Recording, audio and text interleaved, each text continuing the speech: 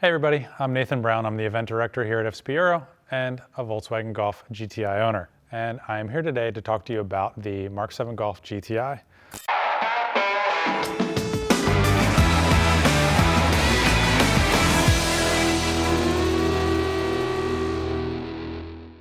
The MK7 GTI is a platform that we know and love quite a bit, and we're here to kind of show you the ins and outs of the different variances from when they were introduced in 2015 all the way up to the latest 2019 models. The Golf GTI was introduced back in the 70s with the original Mark I, and it was pretty much the grandfather of the hot hatch genre. It was basically like a engineer skunkworks project that a couple engineers put together.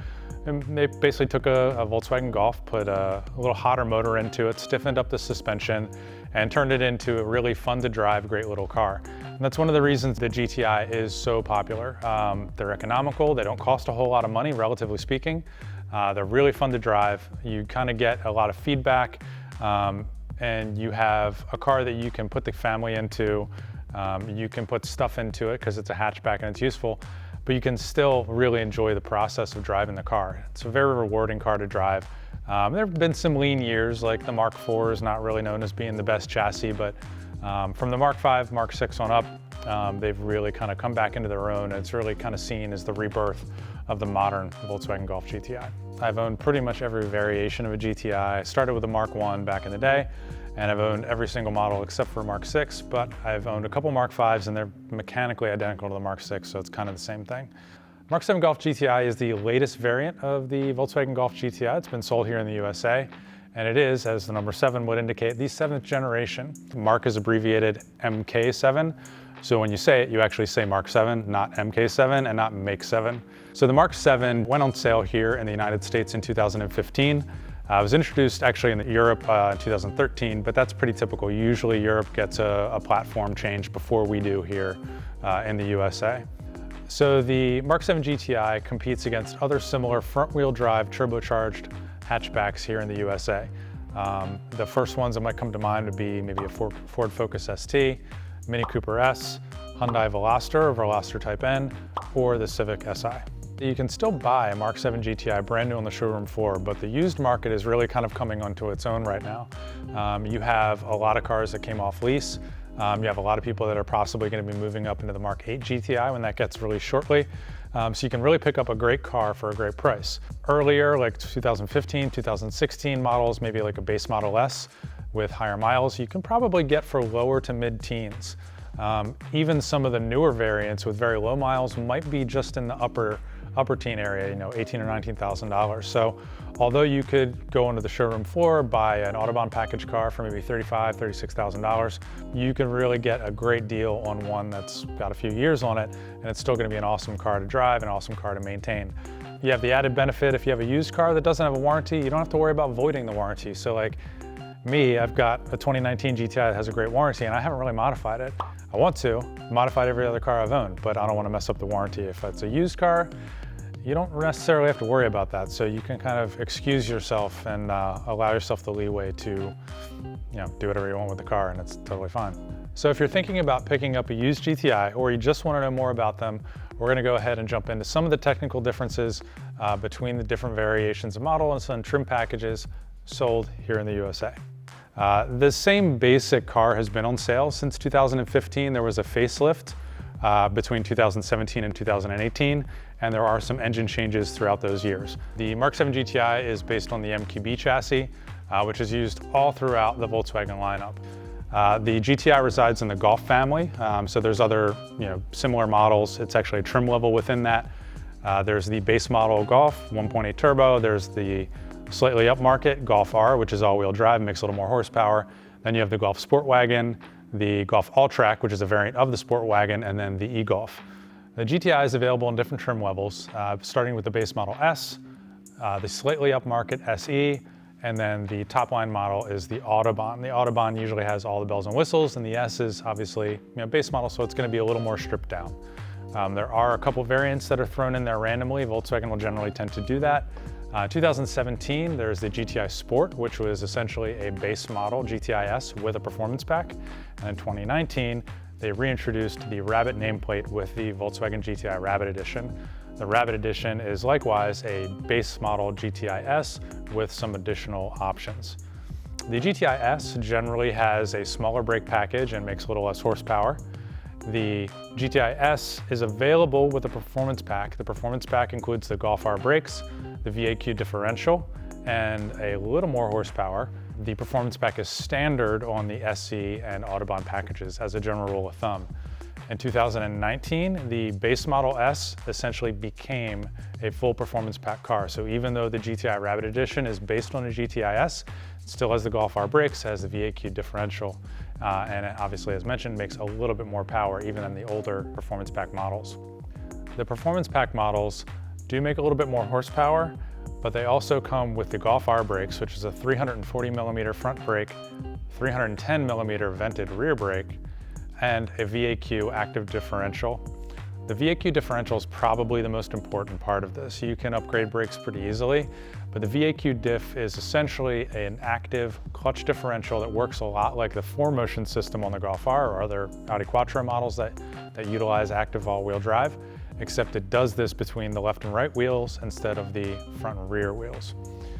The non-VAQ cars have a traditional open differential, which has generally difficulty putting down power out of corners and things like that, but it is inexpensive and fairly service-free. All variations of the Mark 7 GTI can be equipped with either a manual 6-speed gearbox or a direct shift dual clutch automatic gearbox. 6-speed manual transmission is awesome. It's a lot of fun to drive. It is a more involved, more analog kind of driving experience, true enthusiast kind of selection usually. If you're driving one of these cars and you're going about your normal business, you're going maybe for a spirited drive on the back roads, the 6-speed's a ton of fun. You don't have to drive the car at 10/10 to really feel involved, and you get that kind of traditional sporty feel out of it. The clutch is a little bit of a weak link in that variant. It's kind of what I like to call the fusible link. So if you do modify the car to make more power, they generally do need to be replaced. But it's a small price to pay for having a lot of fun and getting that kind of more analog feel on a modern car. The DSG variants can come with either a 6 or 7-speed DSG transmission depending on the year. The DQ250 is the 6-speed DSG variant that's been sold basically since that DSG transmission was introduced here in the States in around 2005. The DSG DQ250 6-speed is an extremely capable transmission. It shifts faster than the manual transmission can. It holds more power than the manual transmission can. It's even the same transmission that's used in the Golf GTI TCR sitting to my left, or at least it was when it was originally brought here into the States. So it's an awesome transmission, but if you're trying to have a more involved experience, it's not really as connected. The GTI Rabbit Edition that I actually happen to own, that's sitting to my right here, comes with a 7-speed DSG transmission, which is the DQ381. The DQ381 was introduced on the Golf R in the States in 2018 and on the front-wheel drive GTR in 2019. So between the DQ250 6-speed and the DQ381 7-speed, there are some slight differences. The DQ381 7-speed is a little bit smoother, a little bit more refined probably. However, if you are looking for the pops in between gear shifts, which a lot of people call DSG farts,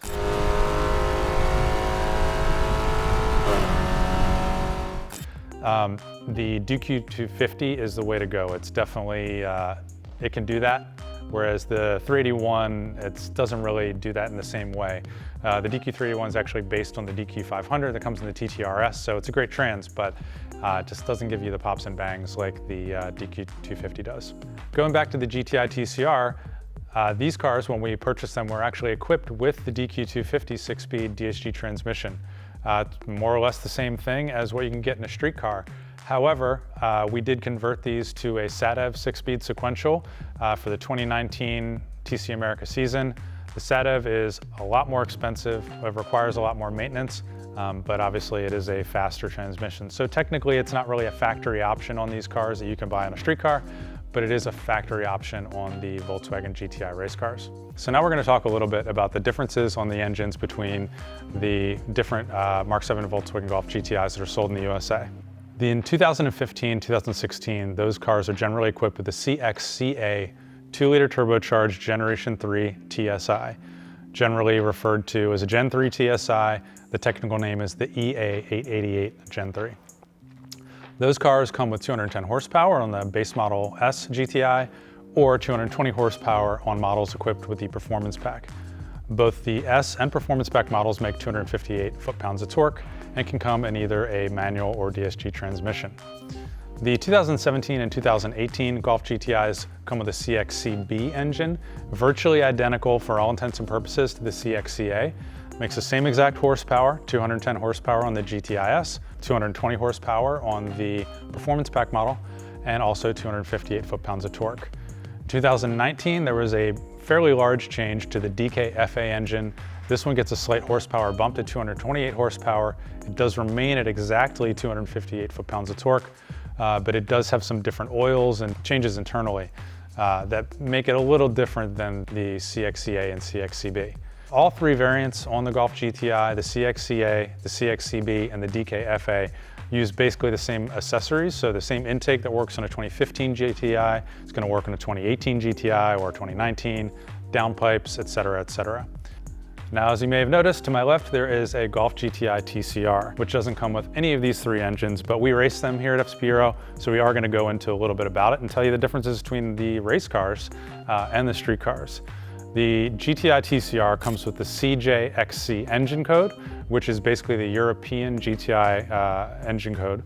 It is equipped with the IS38 turbocharger from a Golf R and does make more horsepower. It is limited by the regulations to about 350 horsepower and about 290 foot-pounds of torque.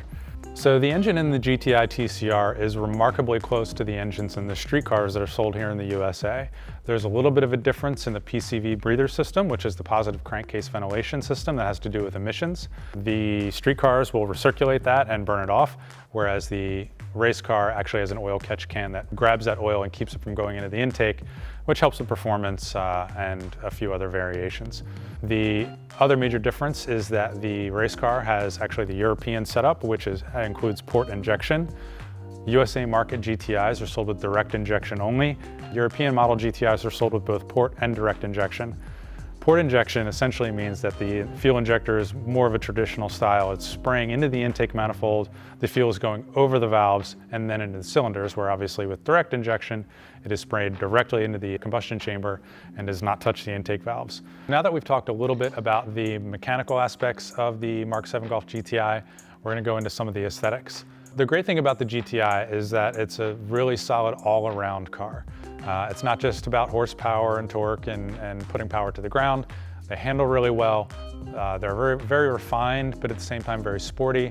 So there's really only one major aesthetic change on the Mark 7 GTI platform in the USA, and that was a facelift between the 2017 and 2018 year models. So generally people will refer to the 15, 16 cars and 17 cars as a Mark 7, and the 2018 and up as the Mark 7.5. Mechanically they're the same, visually they're different. And to get into some of the specifics there, some of the details, some of the minutiae, I'm going to hand it over to our Volkswagen catalog manager, Jay Van Gordon. All right, looking at some of the Mark 7 models that we have here today, I'm going to show you some clear differentiators that will tell you the difference between the trim models. So here we have a 2015, and this is an S. Well, how do I know it's an S? Really quick, if you open up the interior, you're going to notice it has the Clark plaid seats. This is only available on the S. Also, I know this car did not come with the performance package, because if it did, it would have the GTI logo right in the caliper here. I'll show you that in just a minute. Additionally, this car came from the factory with the standard halogen headlights. However, recently this car has been upgraded to the W Mark 7. Another point to take is the colored mirror caps. The S models only came with painted mirror caps. And one other thing to mention about the S's is they'll come with a base sunroof. While this car doesn't have a sunroof, this is something you want to look out for. The sunroofs on these cars are known to leak, squeak, squeal, and I've also seen where the roof cracks just from the sunroof moving back and forth. So stay away from the sunroof if you can. Next, we have a 2016 S. Again, I know this is an S because if you open the door, it has the Clark plaid cloth interior. If you look at the shift knob, this is a 6-speed manual. It comes with the Golf shift knob, which is iconic since the 70s. Also, this car does not have the performance package because if it did, same thing, it would have the GTI logo on the front brakes. This car also has the upgraded Mark 7.5 headlight upgrade option. So if you're wondering why it looks so aesthetically pleasing, it's because it was just recently upgraded. Another key point on this car, if you're wondering why it's so low, this is our Audi catalog manager's car, and he has this car set up on airbag suspension. Another really important feature about this car is you're going to notice it's a 2-door. So right off the bat, you know it's either a 15 or a 16, as opposed to 17 through 19, which only came in the 4-door option. Again, this car does not have a sunroof. You want to stay away from it. Next in the lineup is our Project Mark 7. This car does have the performance pack. It's a little difficult to tell by looking through the wheel just because of the design, but if you're looking closely, you will notice that it has the GTI symbol right on the front calipers, so you know this has the performance package with the 340mm front brakes and 310mm rear brakes. Also, you know this is the SE trim package because it comes with the panoramic sunroof, comes with the black mirror caps, and if you look inside, it comes with the leather interior.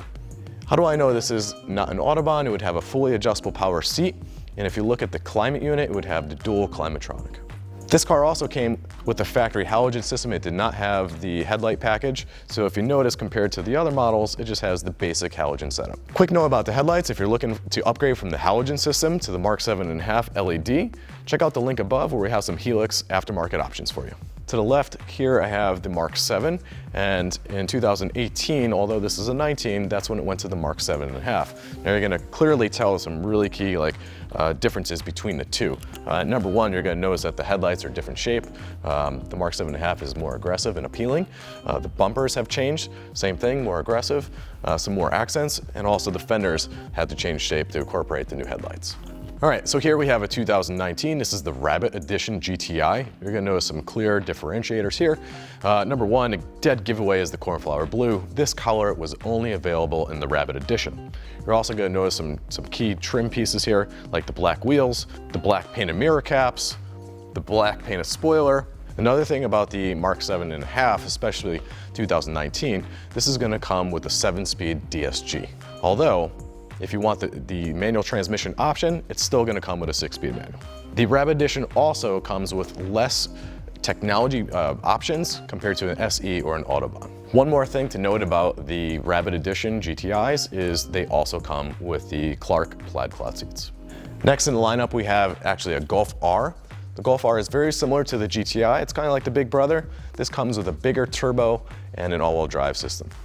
Last in the lineup, we have the founding father of them all. This is a Mark 1 GTI. This is where it all started. All right, guys, hopefully you have a more comprehensive understanding of the Mark 7 GTI. If you have any comments or questions, comment in the box below. Don't forget to hit that like button and subscribe. Thanks, guys.